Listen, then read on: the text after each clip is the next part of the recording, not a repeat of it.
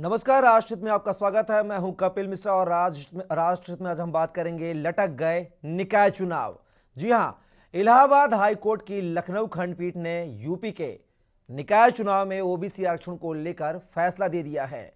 High court ने OBC आरक्षण को रद्द करते हुए फौरन चुनाव कराने का आदेश दिया है। कोर्ट ने सरकार की दलीलों को नहीं माना। कोर्ट ने सुनवाई रहने के कारण राज्य निर्वाचन आयोग के अधिसूचना जारी करने पर रोक लगा दी गई थी। कोर्ट ने कहा कि जब तक ट्रिपल टेस्ट न हो तब तक ओबीसी आरक्षण नहीं होगा।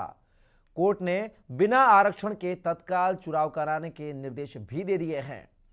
निकाय चुनाव के आरक्षण को लेकर हाई कोर्ट की लखनऊ बेंच ने सरकार के पाले में गेंद फेंकते हुए कहा है कि अगर सरकार चाहे तो ओबीसी आरक्षण बगैर निकाय चुनाव के तत्काल करा सकती है। न्यायालय के फैसले से यह तो स्पष्ट हो गया है कि पूर्व में सरकार द्वारा जारी किया गया नगर निकाय चुनाव का आरक्षण अब पूरी तरह बदल जाएगा। अगर हम बात करें निकाय चुनाव को लेकर तो महापौर सीट ओबीसी के लिए तमाम जो आरक्षण था वह अब यहां पर रद्द होते हुए दिखाई जा रहा है और सारी जितनी ओबीसी की जो सीटें थी जो रिजर्व की गई थी वह कहीं ना कहीं अब जनरल कोटे में शामिल हो गई हैं। इसी प्रकार नगर निगम के 90 वार्डों को लेकर भी यहां पर अगर बात की जाए तो जो आरक्षण प्रक्रिया है वह बदलती हुई दिखाई दे रही है। आपको बता दें, हाई कोर्ट की लखनऊ बेंच ने यूपी सरकार को झटका देते हुए निकाय चुनाव के लिए 5 दिसंबर को जारी ड्राफ्ट नोटिफिकेशन को खारिज कर दिया है। इसके साथ ही राज्य सरकार को बगैर आरक्षण निकाय चुनाव करने का आदेश दिया है। अदालत का कहना है कि जब तक सुप्रीम कोर्ट की तरफ से निर्धारित ट्रिपल टेस्ट न हो तब तक आरक्षण नहीं माना जाएगा। हाई कोर्ट ने 2017 के ओबीसी रैपिड सर्वे को नकार दिया है। यह निर्णय न्यायमूर्ति देवेंद्र कुमार उपाध्याय और न्यायमूर्ति सौरभ लवानिया की खंडपीठ ने इस मुद्दे पर दाखिल 93 याचिकाओं पर एक साथ पारित किया है।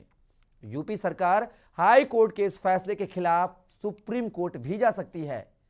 डिप्टी सीएम केशव प्रसाद मौर्य ने नगर निकाय चुनाव को लेकर ट्वीट भी किया है।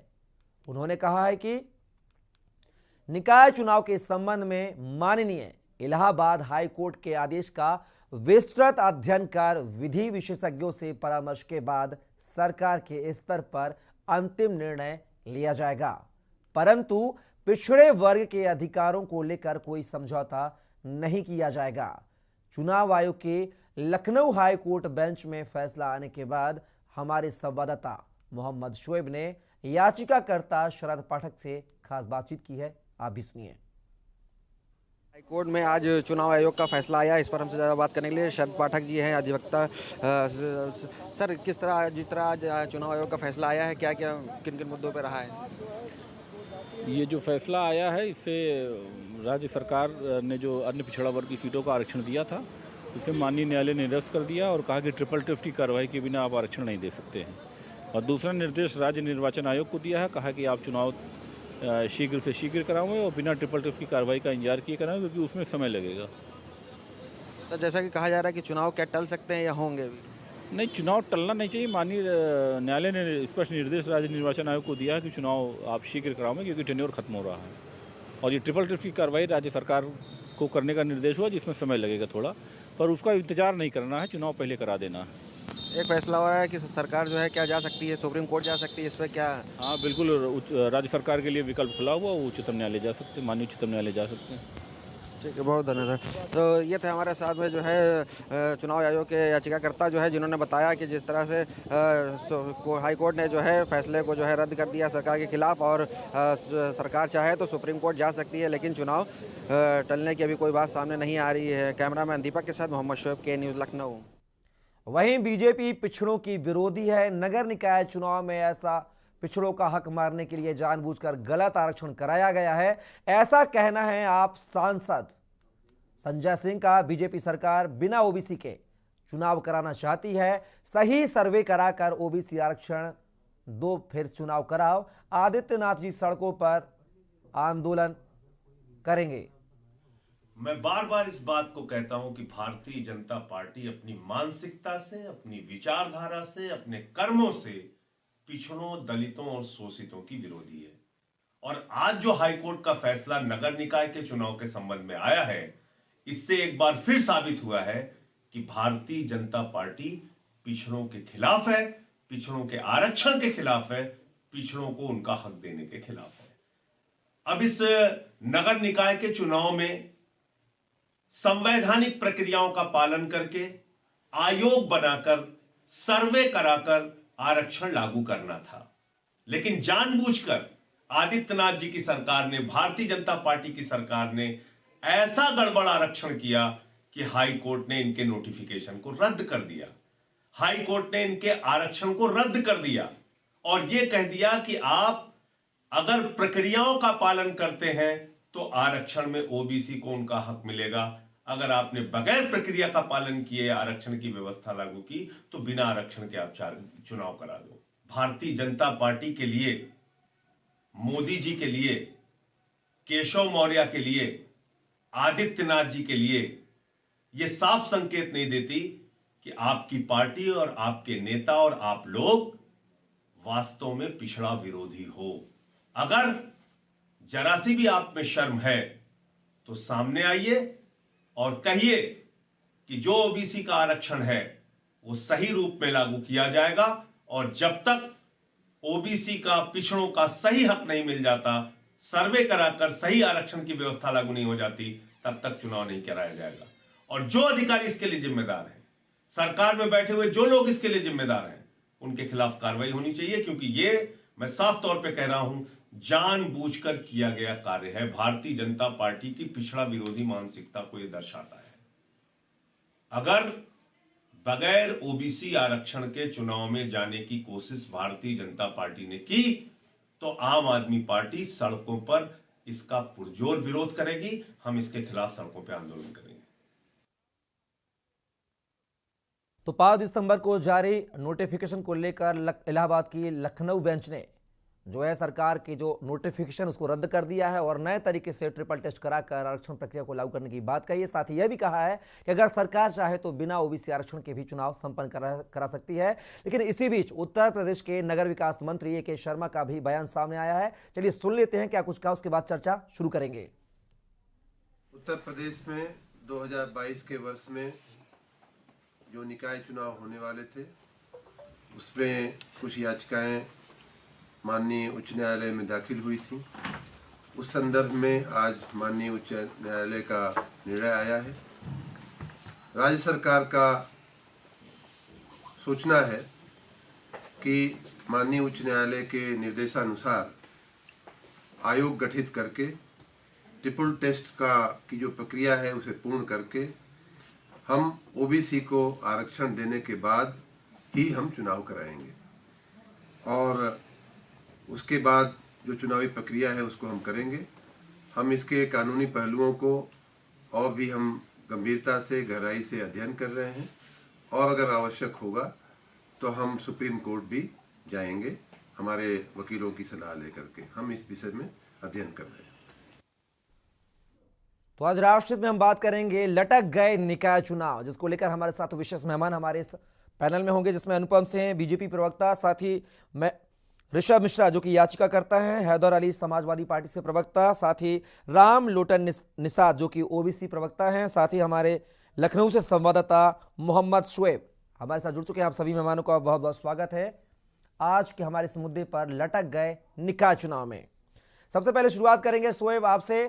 निकाय चुनाव को लेकर जो 5 दिसंबर को नोटिफिकेशन जारी किया गया था, वह नोटिफिकेशन अब लखनऊ बेंच ने, हाई कोर्ट की लखनऊ बेंच ने रद्द कर दिया है। क्या कुछ दलीलें रहीं कोर्ट की? शुएब जी बिल्कुल, हमको बताना चाहेंगे कि आज लखनऊ बेंच की हाई कोर्ट में जो है फैसला लिया गया है, इस पर जो है रद्द कर दिया गया है और फैसले को जो है हाई कोर्ट ने जो है आदेश दिया है कि जितनी जल्द सके जो है चुनाव कराया जाए। और इस पर आपको बता दें कि जो है जिससे भी बात हुई थी, खासतौर पर इन्होंने बताया था कि जो है फैसला हम लोग के हक में आया है और इसको हम लोग जो है चुनाव आयोग से भी चुनाव करने की जो है अपील कर रहे हैं। जी चलिए शुएब, तमाम जानकारी को साझा करने के लिए आपका बहुत बहुत शुक्रिया। आप हमारे साथ जुड़े, लगातार पैनल हमारे साथ मौजूद है। अनुपम सिंह जी, बीजेपी प्रवक्ता, पहला सवाल मेरा आपसे है, आखिर बिना ट्रिपल टेस्ट के आपने ओबीसी का आरक्षण कैसे कर दिया? सबसे बड़ा सवाल। अनुपम जी अनम्यूट कीजिए सर, अनम्यूट कीजिए, आवाज नहीं आ रही आपकी। अनुपम जी हाँ, आवाज फिर से बोलिए, क्या पूछा आपने? मैंने ये बोला कि बिना ट्रिपल टेस्ट किए आपने ओबीसी आरक्षण कर दिया, लिहाजा हाईकोर्ट ने आपके जो नोटिफिकेशन है 5 दिसंबर को जारी किया गया तो उसको रद्द कर दिया है। क्या तैयारी है? के शर्मा साहब कह रहे हैं कि जो ओबीसी आयोग गठन किया जाएगा, नहीं तो हम सुप्रीम कोर्ट का दरवाजा खटखटाएंगे। मतलब बिना तैयारी के, बिना ट्रिपल टेस्ट के आप ओबीसी आरक्षण लागू कर देते हैं, थोप देते हैं जनता पर। देखिए, जहां तक की बात है, कोई चीज को थोपना जो है जनता के बीच में, ये भारतीय जनता पार्टी की नीति कभी से रही नहीं है। और जहां ये बातें सुप्रीम कोर्ट या कोर्ट का अधिकार है कि किसी को अप्रूव या डिसअप्रूव करने का, अगर उनको डिसअप्रूव किया हुआ है तो आगे हम उसकी कार्रवाई कर रहे हैं। और अगर जो कोर्ट का डिसीजन है वो सबको मान है ही है, उसके बेसिस पे ही काम आगे किया जाएगा, उसके बेसिस पे आगे रणनीति तय की जाएगी। अनुपम जी, लेकिन आपके जो फैसला आप लोगों ने आरक्षण को लेकर लिया था, उसको लेकर 93 जो याचिकाएं हैं वह दायर की गई थी, जिनको सुनते हुए हाई कोर्ट ने बड़ा झटका दिया है सरकार को। मेरा ये कहना है, अगर सरकार को याचिका को बाधित कर दिया है, कोर्ट का डिसीजन है, उसके ऊपर सरकार क्या कार्रवाई करेगी, बड़े जो हमारे अधिकारी क्या डिसीजन, क्या डेटा लेते हैं, इस पे अभी चर्चा का विषय है, इसका विचाराधीन है, इस पे विचार करके बताया जाएगा। लेकिन अनुपम जी, आगे की स्ट्रेटजी क्या है आपका? अगला प्लान क्या है? जैसे कि आपके नगर विकास मंत्री के शर्मा साहब ने कहा है कि हम ओबीसी जो आयोग का गठन कर रहे हैं, ट्रिपल टेस्ट कराने की बात कर रहे हैं, लेकिन समय है कहाँ? एक तरफ हाई कोर्ट कह रहा है कि जल्दी निकाय चुनाव कराइए, समय कहाँ है आपके पास ट्रिपल टेस्ट कराने के लिए? देखिए, जहां तक बात है ट्रिपल टेस्ट की बात कर रहे हैं, तो उसके लिए अभी चीजें का मंथन होना जरूरी है। जैसे भी कोई डिसीजन आएगा तो आपको चैनल के माध्यम से सूचित भी किया जाएगा। लेकिन सरकार अगर आज चुनाव होता है भी है तो सरकार उसके लिए तैयार भी है। अनुपम जी, लेकिन हाई कोर्ट ने यह भी कहा है कि अगर आप चाहें तो बिना ओबीसी आरक्षण के निकाय चुनाव करा सकते हैं। तो किस करवा टूट बैठेगा आपका? बिना ओबीसी आरक्षण के चुनाव करवाएंगे या फिर ट्रिपल टेस्ट कराएंगे, उसके बाद ओबीसी को साथ लेकर आप चुनाव मैदान में कूदेंगे? देखिए, अगर ऐसा होगा तो ओबीसी का, जैसे आप बता रहे हैं, हम साथ लेके भी आज चुनाव कर सकते हैं।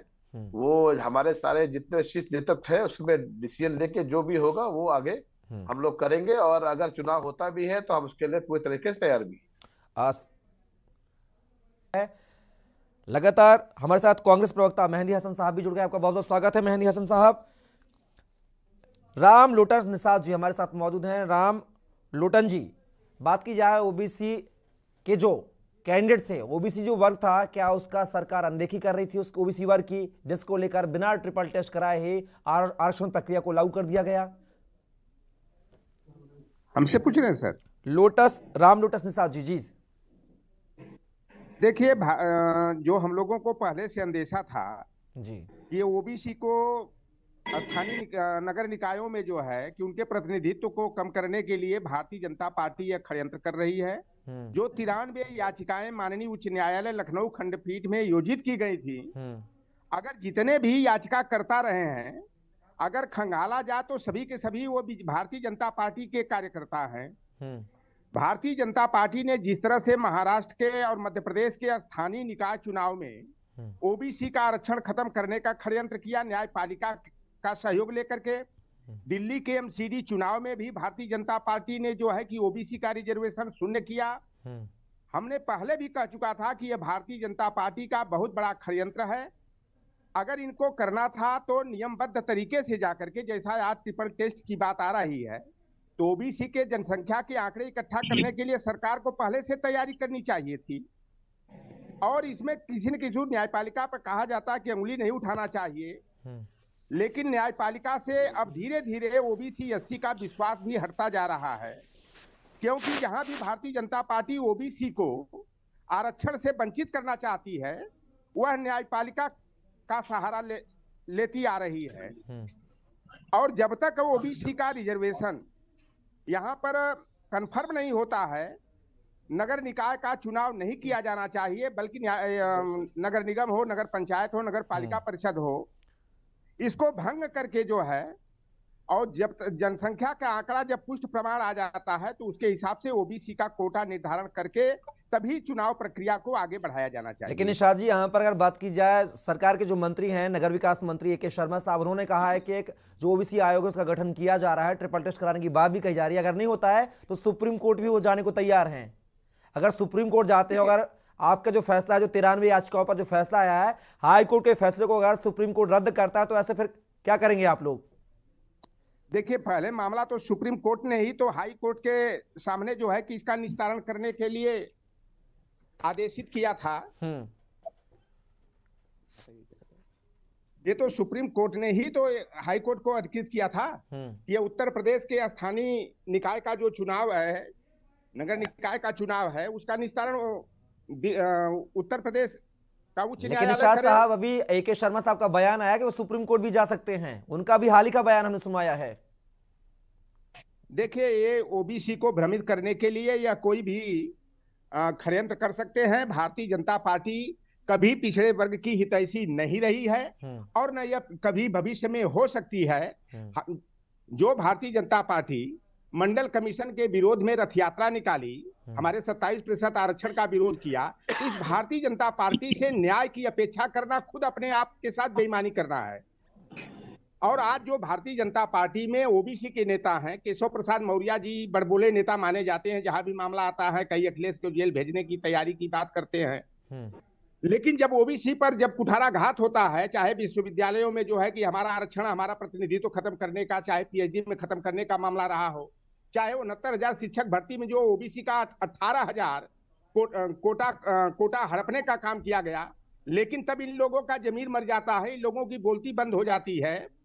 अनुप्रिया पटेल हो, चाहे संजय निषाद हो, चाहे ओम प्रकाश राजभर हो, चाहे स्वतंत्र देव सिंह जी हो, यह लोग जो है कि शिखंडी के रूप में पिछड़े वर्ग को शिकार बनाने के लिए भारतीय जनता पार्टी इनको आगे करती है। यह पिछड़े वर्ग के शिखंडी हैं और ये लोग निज स्वार्थ में अपने जमीर को बेच करके जो है कि ओबीसी को भ्रमित करने का काम कर रहे हैं। जी, आपने डिप्टी CM की बात कही है, केशव प्रसाद मौर्य की, लेकिन उन्होंने भी हालांकि ट्वीट किया है हाईकोर्ट के फैसले को लेकर। उन्होंने कहा है कि ओबीसी आरक्षण को दरकिरार नहीं करेंगे, हम ओबीसी आरक्षण को साथ लेकर सरकार काम करेगी। विशेषज्ञों से सलाह मशवरा किया जा रहा है पूरे मुद्दे को लेकर। अब आपके साथ वो खड़े तो हैं, उन्होंने ट्वीट करके तगड़ा बयान तो दे दिया है। अब आप कैसे कह रहे हैं कि साथ में नहीं है आपके वो? अच्छा, इससे पहले इन लोगों ने क्या कर रहे थे? ये क्यों कान में तेल डाल करके सो रहे थे? क्या इन लोगों को नहीं मालूम था कि अगर हम इस प्रक्रिया को जो है कि ये नियम से परे जा करके करते हैं तो इस तरह की अड़ंगेबाजी आ जाती है?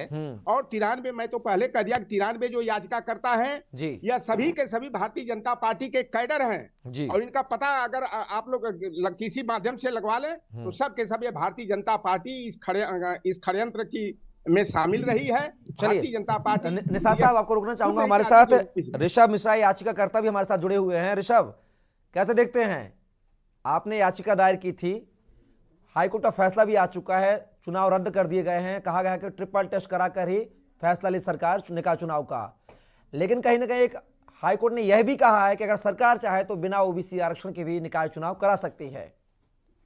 जी बिल्कुल, सरकार हाईकोर्ट माननीय न्यायालय ने कहा है कि 31 जनवरी 2023 तक की आप डेडिकेटेड कमीशन को गठित करना है, जिसकी डे बाय डे मॉनिटरिंग न्यायालय ही करेगा और उसके आधार पर ही आगे की प्रक्रिया आगे बढ़ानी है। दूसरी चीज जो हाईकोर्ट ने बोली थी वो ये बोली थी कि ओबीसी रिजर्वेशन को शून्य मान करके आप इलेक्शन को, चुनाव आयोग को नोटिस जारी किया था कि जल्द से जल्द इलेक्शन करवाए जाए। देखिए, बात जहां तक की पार्टी विशेष की है तो ये किसी भी पार्टी विशेष की बात नहीं है। अगर हम देखें तो महाराष्ट्र में जब इलेक्शन हुआ था तो वहां पर कांग्रेस और शिवसेना की सरकार मिली जुली सरकार थी, वहां पे भी ट्रिपल टेस्ट की बात उठी थी और वहां पे भी ट्रिपल टेस्ट नहीं हुआ था। उसके बाद वहां की सरकार सुप्रीम कोर्ट गई थी और वहां पे भी कोई डिसीजन जो था वो पब्लिक के फेवर में ही आया था। तो बात यहाँ पे ओबीसी आरक्षण खत्म करने की नहीं है, ना ही ओबीसी लोगों को पीछे करने की है। जो आरक्षण होता है, जो समृद्ध ओबीसी हैं, इनको ओबीसी में देखिए, अगर हम बात करें तो आर्टिकल 16(4) में एजुकेशनल जो रिजर्वेशन है उसकी बात की गई है। ट्रिपल जो रैपिड सर्वे सरकार बात कर रही थी वो रैपिड सर्वे उसी के आधार पर था 2017 का। वो एजुकेशनल सर्वे है, उसमें ओबीसी की जनगणना है, ना कि पॉलिटिकल। जो मुद्दा उठा है वो ये है कि जो पॉलिटिक्स में जो ओबीसी उछड़े, जैसे जज साहब ने एक बात बोली थी कि पारसी पैसे से तो समृद्ध होते हैं, बट उनका पॉलिटिक्स में है वो इतना मायने नहीं है, अभी पॉलिटिक्स में इतना ज्यादा नहीं, तो वो ओबीसी में आते हैं, वो बैकवर्ड पिछड़े हैं पॉलिटिक्स में। तो पहले इस बात को सभी को समझना होगा कि यहाँ पे रिजर्वेशन ना ही समाप्त करने की बात की जा रही है और ना ही किसी विशेष वर्ग को हटाने की बात की जा रही है। चुनाव प्रक्रिया के लिए आरक्षण की बात की जा रही है। जी जी बिल्कुल, यहाँ पे चुनाव को लेकर के पॉलिटिक्स आरक्षण की बात की जा रही है, तो उसमें जब तक डेडिकेटेड कमीशन नहीं आएगा तब तक ओबीसी वर्ग को ही इसमें घाटा होने की उम्मीद है। जो विशेष पैनल मौजूद है हमारे साथ, जिसमें बीजेपी, कांग्रेस, समाजवादी प्रवक्ता, याचिकाकर्ता, साथ ही ओबीसी नेता भी हमारे साथ मौजूद हैं। हैदर अली जो कि समाजवादी पार्टी से प्रवक्ता हैं, हमारे साथ मौजूद हैं। हैदर अली साहब, अगर बात की जाए 2017 का ओबीसी जो रैपिड सर्वे था उसको यहां पर नकार दिया गया है हाईकोर्ट की लखनऊ बेंच ने, और दोबारा से आप ट्रिपल टेस्ट कराकर ही आरक्षण प्रक्रिया को लागू करने की बात कही है। कितना असर पड़ेगा निकाय चुनाव में अगर ओबीसी आरक्षण को लिए बगैर अगर सरकार निकाय चुनाव करवाती है? क्योंकि हाईकोर्ट ने कहा है कि अगर सरकार चाहे तो बिना ओबीसी आरक्षण के निकाय चुनाव करवा सकती है। देखिए मिश्रा जी, एक शेर के माध्यम से मैं इस चर्चा की शुरुआत करना चाहता हूं जी। झूठों ने झूठों से कहा है सच बोलो, सरकारी ऐलान हुआ है सच बोलो, गुलदस्ते के ऊपर लिखा है सबका साथ सबका विकास, गुलदस्ते के अंदर क्या लिखा है सच बोलो। आज जो गुलदस्ते के अंदर भारतीय जनता पार्टी की एक साजिश थी वो पूरे हिंदुस्तान और पूरे उत्तर प्रदेश के सामने आ गया कि भारतीय जनता पार्टी कभी भी अल्पसंख्यकों, दलितों, पिछड़ों का उत्थान नहीं चाहती है। पिछड़ों के अधिकारों के हनन करने के लिए एक साजिश के तहत उन्होंने इस तरीके का निर्णय को याचिका करवाई और फिर वही जो चाहते थे वही निर्णय उनके पक्ष में आ गया। ये सिर्फ उत्तर प्रदेश में अल्पसंख्यकों, पिछड़ों, दलितों के अधिकारों का हनन करने का प्रयास है, जिसका हम कड़े शब्दों में निंदा करते हैं। हैदर साहब, लेकिन यहाँ पर अब जो योगी सरकार, उन्होंने जो ओबीसी कमीशन के गठन का फैसला भी लिया है, निर्देश भी दे दिए गए हैं, तो आप क्या लगता है कि अब जो स्थिति है वह अब बैलेंसिंग वाली हो जाएगी?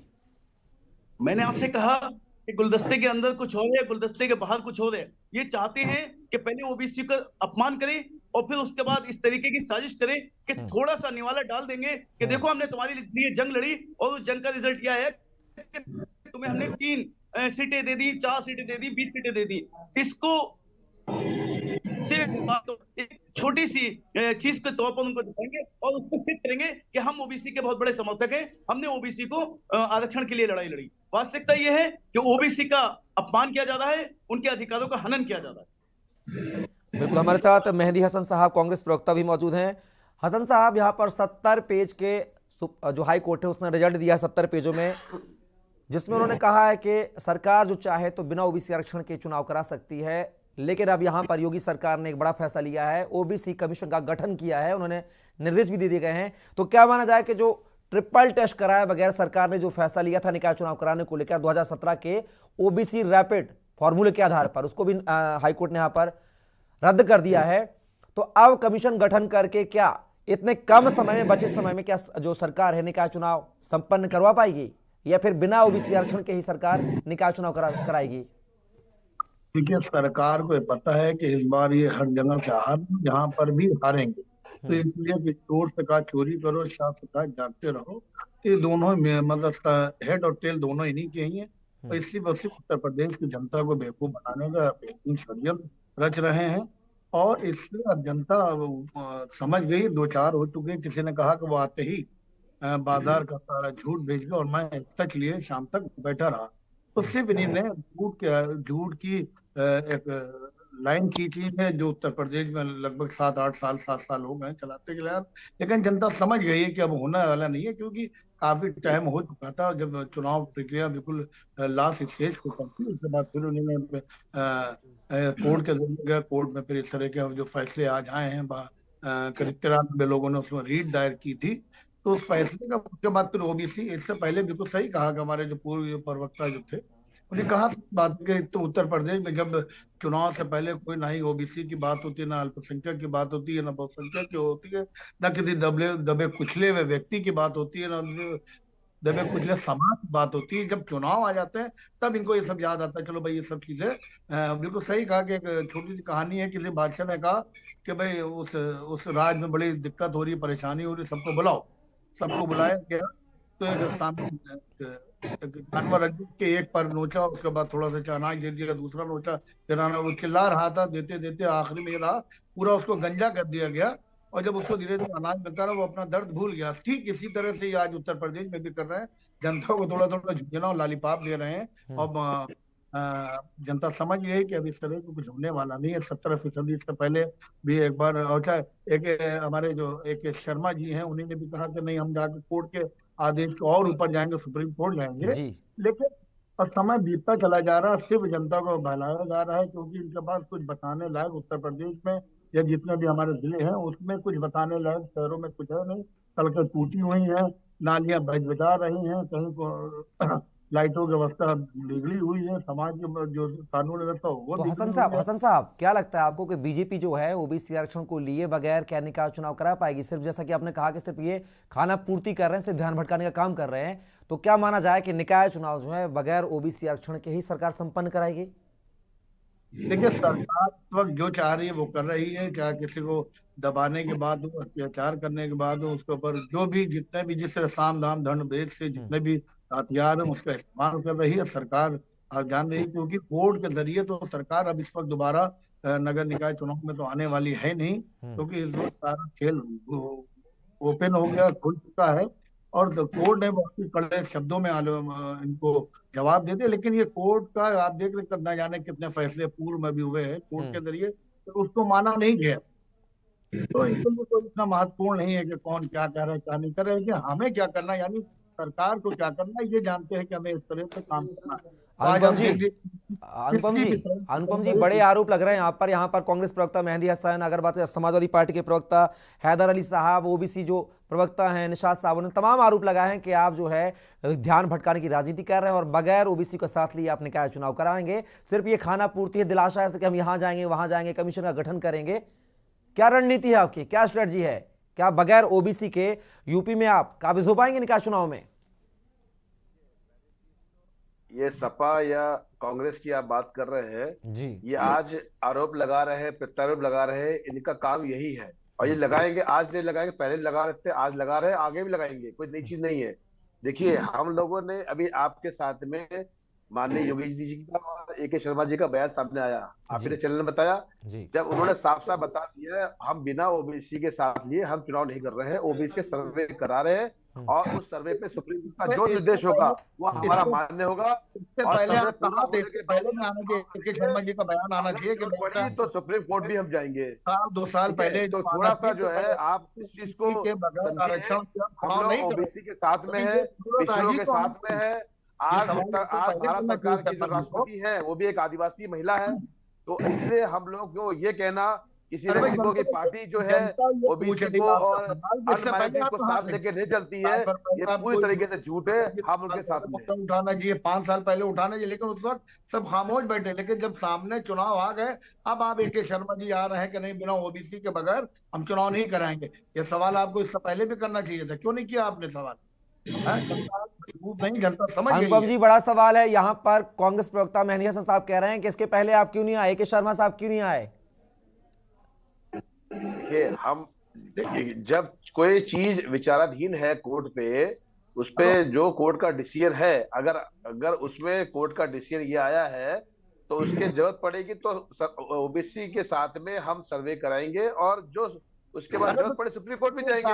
जहां तक ये बात है, जहां तक ये बात कहना है, तब आपको जागना पड़ा, क्योंकि मालूम है इस समय निकाय चुनाव जो पहले भी चुनाव इन्होंने देखे, पूरा सुपड़ा साफ हुआ, बात हो या कुछ के साथ में है नहीं, इनको वही चीज होगी। मेहंदी हसन साहब, आपको मौका मिलेगा, पहले सुन लेते हैं अनुपम जी क्या कहते हैं, सुन लेते हैं पहले अनुपम जी। ठीक है, अब इनको इस आरोप लगा के कभी ये बैलेट पेपर पे की बात करते हैं, कभी ईवीएम मशीन की बात करते हैं, कभी ठीका कहीं और फोड़ते हैं, कभी ठीके कहीं और फोड़ते हैं। हर चीज का इनको जो है जो ये करना चाहते हैं उस पर कभी कामयाब नहीं हो पाते। अभी तक इनकी जितने भी यात्राएं चल रही थी वो भी आपने देख लिए। अनुपम जी, एक बड़ा सवाल यह है, अनुपम जी एक बड़ा सवाल यह है, अनुपम जी एक बड़ा सवाल यह है कि आखिर आप बैठे बिठाए मुद्दा क्यों देते थे विपक्षी पार्टियों को? अगर आप सही से ट्रिपल टेस्ट करा कर अगर ये आरक्षण प्रक्रिया को लागू करते, 2017 का ओबीसी रैपिड जो आरक्षण था उसको लागू नहीं करते इस चुनाव में आरक्षण में, तो आपको ये विपक्ष का जो सामना है, जो सवाल है, निशानियां हैं, जो तमाम जो आरोप लगाए जा रहे हैं, प्रत्यारोप लगाए जा रहे हैं, उनसे आपको माननीय योगी जी ने बोल दिया है आयोग गठित कर ट्रिपल टेस्ट के आधार पर अन्य पिछड़ा वर्ग को साथ लेके हम लोग उसको बेनिफिट उसको मुहैया कराएंगे और आरक्षण की उसके बाद ही हम लोग चुनाव पे लेके आएंगे हम लोग। अनुपम जी, लेकिन निषाद साहब ने एक बड़ा सवाल लगाया आप पर कि आपके जो 93 याचिकाएं दाखिल की हैं वह बीजेपी के ही लोग हैं जिन्होंने 93 याचिकाएं दाखिल की हैं, तो बीजेपी के लोगों को ही, ओबीसी के जो वर्ग के लोग हैं उनको ही डर सता रहा है कि बीजेपी से टिकट मिलेगा या नहीं मिलेगा, आरक्षण प्रक्रिया का लाभ मिलेगा या नहीं मिलेगा, इसलिए ये जो 93 याचिका हैं वो आपके पार्टी के लोगों की ही हैं। क्या कहेंगे इस मामले को लेकर? उसमें न कोई सपा का है, न तो कोई ओबीसी का है, न तो बसपा का है। सभी के सभी जितने 93 याचिकाकर्ता है, सभी के सभी लोग बीजेपी के कार्यकर्ता है। सर जवाब ले लेते हैं, याचिकाकर्ता भी मौजूद है यहाँ पर, अनुपम जी भी मौजूद है। अनुपम जी जवाब दे दीजिए। वो दिल खोलकर बता दे किस पार्टी के हैं, ईमानदारी से बता दे परशुराम जी के नाम पर। देखिए जहां तक बात, मैं किसी भी पार्टी की विशेषता व्यक्ति नहीं हूँ, मैं एक सामाजिक कार्यकर्ता हूँ। और मैं यहाँ पर एक प्रश्न और पूछना चाहता हूँ कि यहाँ पे ओबीसी के व्यक्ति बैठे हुए हैं, यहाँ पर सपा के बैठे हुए, कांग्रेस के बैठे हुए हैं, बीजेपी के बैठे हुए हैं। अगर आप लोग ओबीसी के इतने ही हितैषी थे तो आप लोग कोर्ट क्यों नहीं गए? आप लोगों ने कोर्ट का दरवाजा क्यों नहीं खटखटाया? 2012 में सपा की सरकार थी, तब भी आपने डेडिकेटेड कमीशन क्यों नहीं बनाया? मैं पूछता हूँ कि डेडिकेटेड कमीशन को लेकर के 2010 का कर्नाटक वर्सेस कृष्णमूर्ति का जो केस है वो 2010 का है। 2010 में सुप्रीम कोर्ट के आदेश होने के बाद 2012 में सपा ने क्यों नहीं बनाया डेडिकेटेड कमीशन? तो आप लोग पहले भी डाल सकते थे, लेकिन अभी क्यों आवश्यकता पड़ी? क्योंकि अभी आवश्यकता इसलिए पड़ी क्योंकि चुनाव आयोग का आ गया था, और इससे पहले मध्य प्रदेश का जो केस था, मध्य प्रदेश वर्सेस जो बाघेली केस था, उसको लेकर के सुप्रीम कोर्ट का आदेश था। इसीलिए जब चीजें खुलती हैं उसके बाद याचिकाएं पड़ती हैं, उससे पहले ये आप लोगों की जिम्मेदारी होती है कि आप लोग राजनीति कर रहे हैं, हम राजनीति नहीं कर रहे हैं। अच्छा, आपने किस उद्देश्य से किया था याचिका? सामाजिक कार्यकर्ता हूँ, मुझे कहीं से भी इलेक्शन नहीं लड़ना है, आप मेरा नाम नोट कर लीजिए। पिछड़ों के हित में आप गए थे? आप जब याचिका दाखिल किए थे तो क्या पिछड़ों के हित में गए थे, उनके सामाजिक न्याय के पक्ष में आप गए थे? ये तो सिर्फ समझने की बात है कि पिछड़ों के हित के लिए गए थे या नहीं। मैं पिछड़ों के हित के लिए गया था। जो अपर कास्ट के जो ओबीसी हैं उनको इस लिस्ट में अब शामिल नहीं किया जाएगा, क्योंकि यहाँ पे जो पॉलिटिकली पिछड़े हुए ओबीसी हैं उनको लेकर के आया जाएगा। जो अच्छा, पिछड़े वर्ग की परिभाषा जरा हमको बता दीजिए। अम्बेडकर ने आरक्षण किस लिए दिया था?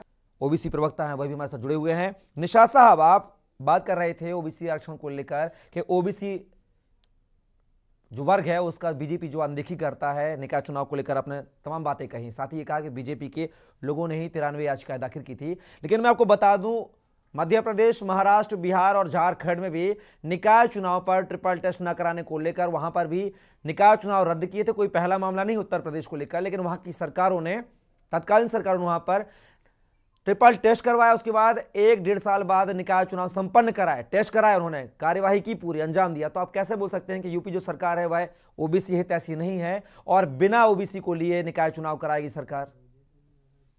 देखिए, जहां भी याचिकाएं, चाहे वो महाराष्ट्र का मामला हो, चाहे मध्य प्रदेश का हो, चाहे बिहार का वो मामला हो जी, चाहे दिल्ली एमसीडी का चुनाव का मामला हो, जो भी याचिकाएं योजित की गई ओबीसी रिजर्वेशन को, कोटा को चैलेंज करते हुए, उसे भारतीय जनता पार्टी के लोगों ने ही चैलेंज किया था। देखिए, हमारे यहाँ पूर्वांचल में कहावत कही जाती है। सर आप बार बार ये बात मत करिए कि अभी ऋषभ मिश्रा साहब ने जवाब दे दिया आपको कि वह बीजेपी की नहीं है, वह एक सामाजिक कार्यकर्ता है। अब बार बार नहीं सर, लेकिन हम तो देखे, भारतीय जनता पार्टी ने 2018 में जब राजनाथ सिंह जी गृह मंत्री थे जी, उन्होंने कहा था कि हम संसद 2021 में ओबीसी की जातिवार जनगणना कराएंगे। लेकिन बाद में इन्होंने सुप्रीम कोर्ट में हलफनामा देकर के गृह राज्य मंत्री नित्यानंद राय के माध्यम से कि हम जनगणना जो है कि ओबीसी की नहीं करा पाएंगे।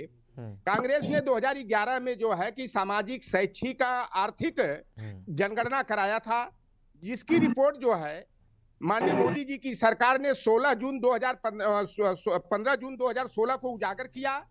तो उसने जो है कि एससी की जनगणना बता दिया, एसटी की जनसंख्या बता दिया, यहाँ तक कि धार्मिक अल्पसंख्यक सिख, ईसाई, जैन, बौद्ध, पारसी, यहूदी, रेसलर की कर दिया। ट्रांसजेंडर और दिव्यांग की कर दिया, लेकिन ओबीसी की जनगणना को उजागर नहीं किए। यह भारतीय जनता पार्टी जो है केवल पिछड़े वर्ग को झूठा बुलावा देकर के धर्म की घुट्टी पिलाकर अभी तक गुमराह करती आ रही है। लेकिन अब भारतीय जनता पार्टी की पोल पट्टी खुलती जा रही है। भारतीय जनता पार्टी शुरू से ही मंडल की विरोधी रही है, पिछड़ों के सामाजिक न्याय की विरोधी रही है। इससे सामाजिक न्याय की अपेक्षा करना ही जो है कि खुद के लिए धोखा है। और भारतीय जनता पार्टी ये केवल जो है पिछड़ों को लालीपाप दिखाना चाह रही है। अब कह रहे हैं सुप्रीम कोर्ट जाएंगे, हम आयोग का गठन करेंगे। निशात साहब, यह जो हाई कोर्ट ने जो आरक्षण रद्द किया है, ये आर्थिक शैक्षणिक वाला नहीं है, ये सिर्फ पॉलिटिकल ही है। इसको आप शैक्षणिक और आर्थिक से जोड़ के ना देखें। महोदय ने कहा कि पिछड़े वर्ग में जो गरीब है उनको आरक्षण मिलना चाहिए। 2.5 लाख रुपया वार्षिक आय वाला जो है। ऋषभ कुछ कहना चाह रहे हैं। ऋषभ जी, ऋषभ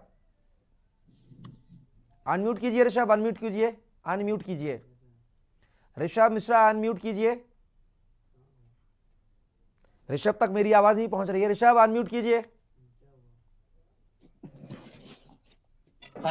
जी ऋषभ जी, जहां तक की बात की गई थी रिजर्वेशन की, तो उस रिजर्वेशन में 16(4) में आर्टिकल में बताया गया है कि जो रिजर्वेशन है वो एजुकेशनल है। जहां तक कि पॉलिटिक्स के आरक्षण की बात की जाती है वो 243T में दिया हुआ है कि जो पॉलिटिकली पिछड़े हुए हैं उनको रिजर्वेशन मिलना चाहिए। यही चीजें हैं, इन दोनों में जब तक अंतर साफ नहीं होगा तब तक कुछ समझ में नहीं आएगा कि ये मुद्दा है भी क्या।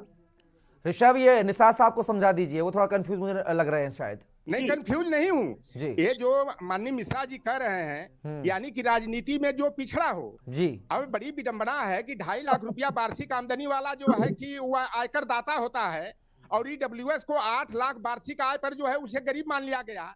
ये दोहरे मापदंड कैसे हैं?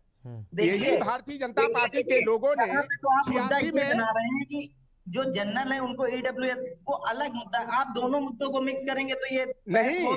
ये जिस तरह का धोखा ईडब्ल्यूएस के नाम पर किया गया, वही धोखा बार बार भारतीय जनता पार्टी करती है। मैंने कह दिया कि ऊंट चुराए निहुरे जाए, भारतीय जनता पार्टी। तो निशात साहब, अगर ईडब्ल्यूएस आरक्षण मिला है सामान्य वर्ग के लोगों को, ब्राह्मण ठाकुर बानिया जो भी हैं, तो इसमें दिक्कत कहाँ है? गरीब तबका जो भी होगा, कमजोर जो होगा, उसको मिलना चाहिए। हुआ था जबकि भारतीय संविधान में यह व्यवस्था है कि जो सामाजिक और शैक्षिक रूप से पिछड़े हैं उन्हीं को आरक्षण मिलना चाहिए। आर्थिक आधार पर आरक्षण की कोई व्यवस्था नहीं थी। और इंदिरा साहनी बनाम भारत सरकार में जो मंडल कमीशन का मामला था, 9 जजों की पीठ ने इकोनॉमिकली वीकर नेस को जो है रिजर्वेशन न देने का निर्णय दिया था। लेकिन यह भारतीय जनता पार्टी ने 48 घंटा के अंदर जो है राज्यसभा लोकसभा से पारित करा के राष्ट्रपति का हस्ताक्षर दिखा दिया।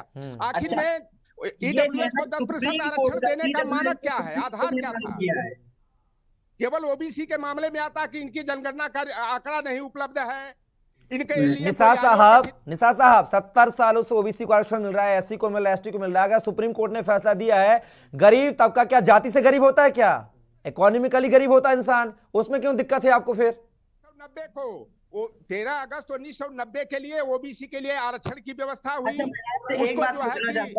मैं आपसे एक बात पूछना चाहता हूँ कि जो मंडल कमीशन था, मंडल कमीशन में सदस्य कौन से थे? कौन मंडल कमीशन में? बीपी मंडल जी थे, बीपी मंडल जी थे, सुब्रमण्यम जी थे, एलआर नायक जी थे। देखिए, स्वामी सुब्रमण्यम जो थे वो भी उसके सदस्य थे, वो इस समय बीजेपी में है। और बहुत समयकाल परिस्थितियों के अनुसार उसको हम नहीं कहते हैं। तो क्या उन्होंने विरोध किया है? आप जिस मुद्दे पे बहस कर रहे हैं आप उस पे बहस करिए। ईडब्ल्यूएस को घसीटेंगे, फिर उसके बाद को घसीटेंगे, ट्रांसजेंडर का भी मामला। मैं जानना चाह रहा हूँ कि ईडब्ल्यूएस आरक्षण दिया गया, क्या उसके लिए कोई समिति आयोग गठित किया गया था? सुप्रीम कोर्ट का फैसला निसार साहब, सुप्रीम कोर्ट का फैसला जी, सुप्रीम कोर्ट ने मुहर लगाई ईडब्ल्यूएस पर। खैर सुनिए निसार साहब, आपसे निवेदन है, ये ईडब्ल्यूएस का मुद्दा नहीं है, हम चुनाव की बात कर रहे हैं। निकाय चुनाव आखिर क्यों टल गए, उन मुद्दों पर ही हम रहे हैं। देश में तमाम मुद्दे हैं, ऐसे मुद्दों पे हम चर्चा बाद में करेंगे। मेहंदी हसन साहब, यहां पर अब क्या सरकार, जिस तरह से महाराष्ट्र की बात करें, मध्य प्रदेश की बात करें, बिहार की बात करें, झारखंड की बात करें, तमाम सरकारों ने ट्रिपल टेस्ट कराकर ही चुनाव करवाए हैं उन पर भी इस तरह की तलवार लटकी थी। उनके भी फैसले को हाईकोर्ट ने रद्द किया था, चुनाव कराने के लेकर, आरक्षण को लेकर रद्द किया था, लेकिन उन्होंने बाद में ट्रिपल टेस्ट करवाया और निकाय चुनाव भी कराए। क्या उत्तर प्रदेश सरकार भी पिछड़ों को साथ लेकर ट्रिपल टेस्ट कराकर क्या निकाय चुनाव कराएगी समय सीमा में? देखिए, उत्तर प्रदेश की सरकार, योगी जी की सरकार जो चाहती थी वो हो गया, क्योंकि साल के बाद कोई उपलब्धियां थी नहीं, काम थे नहीं बताने के लिए। इन 7 सालों में कोई काम किया नहीं था, सिर्फ धर्म और मजहब की राजनीति, अगले पिछले की राजनीति थी। अब ये समझिए जिस मकसद के लिए, जिस उद्देश्य के लिए इन्होंने इसके काम को आगे बढ़ा, तो उसमें सफलता इनको हासिल हो गई है। ये साल 1.5 साल और आगे बढ़ाएं, तब तक देखिए क्या होता है, क्योंकि उनकी उपलब्धियां तो थी नहीं। आज पूरे शहर में, पूरे प्रदेश में सड़कें टूटी हुई हैं, नालियां गजबजा रही हैं, कहीं कुछ बिल्कुल है, तो कहीं जब काम है नहीं तो दिखाएंगे क्या। अब उन्हीं के तैयार में ये सब है, हमारे जो है चाहे ऋषभ साहब हो या और जो हो, जब वहां से इंस्ट्रक्शन मिल जाते हैं कि भाई अब आप चलिए, इस तरह का मुद्दा उठाइए, तो ऋषभ भाई की मजबूरी है, बेचारे उठाते हैं। इनकी कोई मजबूरी, कहते हैं ना, कुछ तो मजबूरियां नहीं होगी, और यूं कोई वफा नहीं होता, क्योंकि मजबूरी है तो चाहते हैं बोले। शोएब अंत में आपसे जानना चाहूंगा, फैसले को लेकर याचिकाकर्ताओं का क्या कुछ कहना था, कम शब्द में शोएब। जारी होने तो आरक्षण घूमने का आपकी आवाज नहीं मिली। शोएब, जो 93 याचिकाकर्ता थे कोर्ट के फैसले के बाद, उनका क्या कुछ कहना है? जी, याचिकाकर्ता का कहना है कि जो है हमारे मात्र जो है कोर्ट ने फैसला सुना दिया है, और आगे भी जो है जो भी फैसला होगा हमें सरकार का मंजूर है, और इस पे भी हम लोग चुनाव आयोग से कहना चाहेंगे कि चुनाव जो है जितनी जल्दी हो सके उतनी कराया जाए। जी चलिए, अंत में बीजेपी प्रवक्ता अनुपम से आपसे जानना चाहेंगे, आखिर क्या स्ट्रेटजी है, क्या प्लानिंग है? ओबीसी आयोग का गठन कर दिया है, ट्रिपल टेस्ट कराने की बात कही जा रही है, लेकिन कब तक? समय सीमा कम है। हाईकोर्ट ने कहा कि बिना ओबीसी आरक्षण के ही चुनाव कराइए, लेकिन अब अंत में आपका स्टंट क्या होगा? देखिए, अंत में ये है, जैसे मैं पहले बता चुका हूँ, ओबीसी सर्वे कराएंगे। सर्वे सुप्रीम कोर्ट के निर्देश के अनुसार होगा। सर्वे पूरा होने के बाद चुनाव मैदान उतरेंगे हम लोग। और इसके अलावा पहले क्यों सरकार ने करा दिया? जब चुनाव के साथ साथ कराएंगे, अगर जरूरत पड़ी तो सुप्रीम कोर्ट भी जाएंगे। ये मेरा कहना है। काम लेके आइए भाई, अगर आपने बहुत ज्यादा काम किया, अच्छा काम किया, तो चुनाव कराइए, तो कराइए, चुनाव कराइए। लेकिन जिस उद्देश्य के लिए आप लोग आगे बढ़े थे कि चुनाव आगे टाल के, ये उसमें सफलता हासिल हो गई है। हसन भाई, चुनाव भी कराएंगे, नहीं है, चुनाव में सीटें भी लेके आएंगे। चलिए अनुपम जी, मेहंदी हसन साहब, ऋषभ जी, हैदर अली साहब, अनुपम सिंह साहब, साथ ही राम लोटस निषाद साहब, आप सबका बहुत बहुत शुक्रिया तमाम जानकारी को साझा करने के लिए, हमारे साथ जुड़ने के लिए, अपने विचार व्यक्त करने के लिए। तो आपको बता दें, उत्तर प्रदेश की 760 निकाय चुनाव को लेकर जो हाई कोर्ट ने, इलाहाबाद की हाई कोर्ट की लखनऊ बेंच ने एक बड़ा फैसला दिया है। बात किया 2017 का जो रैपिड ओबीसी आरक्षण था उसको रद्द करते हुए उन्होंने आरक्षण को रद्द कर दिया है। नए सिरे से ट्रिपल टेस्ट कराकर ही आरक्षण प्रक्रिया को लागू करने की बात कही है। साथ ही यह भी कहा है कि अगर सरकार चाहे तो बिना ओबीसी आरक्षण के ही निकाय चुनाव संपन्न करा सकती है। लेकिन अब देखना होगा कि सरकार ने ओबीसी आयोग का गठन कर दिया है, ट्रिपल टेस्ट कराने की बात कर रही है। सरकार का जो वादा और दावा है कितना अमल में लाया जाएगा, अमली जामा पहनाया जाएगा, ये देखने वाली बात होगी। फिलहाल के लिए मुझे दीजिए इजाजत, नमस्कार।